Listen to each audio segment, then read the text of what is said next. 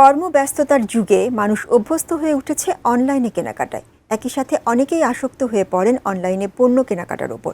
কিন্তু এই নেশা যখন সীমা ছাড়িয়ে যায় তখন তা রীতিমতো সমস্যায় রূপ নেয়। তেমনি অনলাইন শপিংয়ে আসক্ত হয়ে এক নারী পার্সেলের পাহাড় জমিয়ে ফেলেছেন, আর সেগুলো রাখার জন্য শেষমেশ কিনে ফেললেন একটি নতুন ফ্ল্যাটও। এমনই এক ঘটনা নিয়ে বিস্তারিত জানাচ্ছেন জান্নাতুন নাহার জেরি। প্রচুর সম্পদের মালিক এক নারী, হাতে অফুরন্ত টাকা, কিন্তু কোথায় খরচ করবেন তা ভেবে পাচ্ছিলেন না তিনি। অবশেষে তিনি নিজেই খুঁজে বের করেন এক অদ্ভুত সমাধান। লাগামহীন অনলাইন কেনাকাটা শুরু করলেন তিনি, যার ফলাফল শুনলে যে কারো চোখ কপালে উঠবে। কেনাকাটার পরিমাণ এমন পর্যায়ে পৌঁছায় যে তার বাড়িতে পা ফেলার মতো জায়গাও আর অবশিষ্ট ছিল না। পরিস্থিতি এমন দাঁড়ায় যে বাধ্য হয়ে তিনি বাড়ির পাশেই নতুন ফ্ল্যাট কিনে ফেলেন, শুধুমাত্র তার কেনা পার্সেলগুলো রাখতে। ৬৬ বছর বয়সী এই নারীর নাম ওয়াং।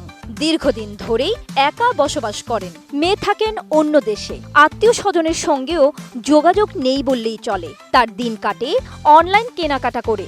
সময়ের সঙ্গে সঙ্গে এই অভ্যাস এতটাই বেড়ে যায় যে পণ্য রাখার স্থানই ফুরিয়ে যায় তার বাড়িতে। এমনকি বাড়ির নিচের গ্যারেজও ভরে যায় বাক্সে। অ্যান্টিব্যাকটেরিয়াল অ্যাডিটিভ যুক্ত সেরা ওয়াটার ট্যাঙ্ক বিশুদ্ধ পানিতে ব্যাকটেরিয়া জন্মাতে দেয় না। পরিস্থিতি এমন দাঁড়ায় যে সেখানে আর পা রাখার জায়গাও নেই। শেষমেশ উপায় না দেখে বাড়ির পাশেই একটি নতুন ফ্ল্যাট কিনে ফেললেন ওয়াং। সেখানে পাঠিয়ে দেন সব না খোলা প্যাকেট। এমনই এক ব্যতিক্রমী ঘটনা ঘটেছে চীনের সাংহাই শহরে। পার্সেলের নেশায় আসক্ত এই মহিলাকে নিয়ে একটি প্রতিবেদন প্রকাশ করেছে সংবাদ মাধ্যম সাউথ চায়না মর্নিং পোস্ট। প্রতিবেদন থেকে জানা যায়, একসময় সাংহাই শহরের ডাউনটাউনে বড় একটি ফ্ল্যাটে থাকতেন তিনি। পরে তা বিক্রি করে শহরতলির অপেক্ষাকৃত সাশ্রয়ী একটি বাড়িতে ওঠেন। খাবার দাবার থেকে প্রসাধনী, এমনকি সোনার গয়নাও বাদ যায়নি ওয়াংয়ের কেনাকাটার তালিকা থেকে।